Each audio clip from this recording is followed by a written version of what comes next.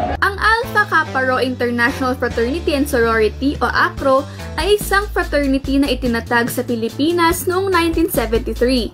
Ang frat na binubuo ng mga kalalakihan at kababaihan mula sa iba't ibang mga universidad ay orihinal na itinatag upang itaguyod ang katapatan, pagkakaisa at pagmamalaki sa frat sa kanilang mga miyembro. Ngunit nakarehistro na ito ngayon bilang International Humanitarian Service Fraternity and Sorority na naghihimok sa mga miyembro nito na makisali sa humanitarian projects at service para sa iba kung saan man mayroon nito. Ngayon, isa na ang AKRO sa pinakamalaking international fraternity sa buong mundo. August 8, 1973, araw ng kapistahan ni Saint Dominic ang patron saint ng University of Santo Tomas nang ang 16 na mga batang kalalakihan na freshman at sophomore ng UST na nagkakaisa sa interes, pangarap at ambisyon ay bumuo ng kanilang sariling fraternal organization, ang Alpha Kappa Rho Fraternity.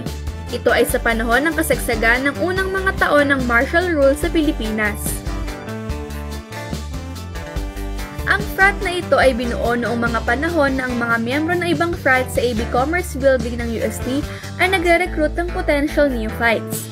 Para makaiwas sa mga recruiters na ito, naisip ng 16 na mga kalalakihan na magtayo na lamang ng sarili nilang fraternity. Pinamunuan ito ni Boy Chua, ang nakaisip ng ideya na bumuo ng sariling brand ng frat kasama nina Noli Manalo, Roger Sarmiento, Teddy Aves, Philip Balange, Tani Bernabe, James Bracewell, Monchet Cabrera, Philip Diman, Renato Go, Teddy Delara, Arnel Lim Lorenzo, Bismarck Kekep, Edwin Solano, Il Villegas. Itinatag nila ang Alpha Kappa Rho Fraternity. Kasunod nito ang mga masasaya at magagandang mga panahon kasama ang isa't isa. Ngunit kung ano ang nagsimula bilang grupo ng mga batang kalalakihan na may hangarin na magkaroon lamang ng magandang edukasyon habang nagsasaya sa loob ng universidad, ay kinalaunan naging seryoso na sa pagiging mga miyembro ng kanilang fraternity. Hanggang sa unti-unti nilang nakuha ang atensyon ng mga mag-aaral na ikinabahala ng ibang fraternity sa loob ng universidad.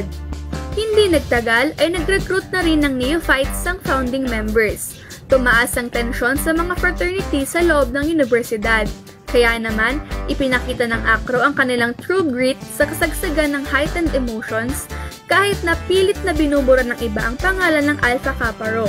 Itinayo ng lumalaking fraternity nito ang kanilang mga paa sa lupa at hinarap ang mga pagsubok ng may tapang, lakas at tibay bilang depensa at para proteksyonan ang kanilang pamamalagi.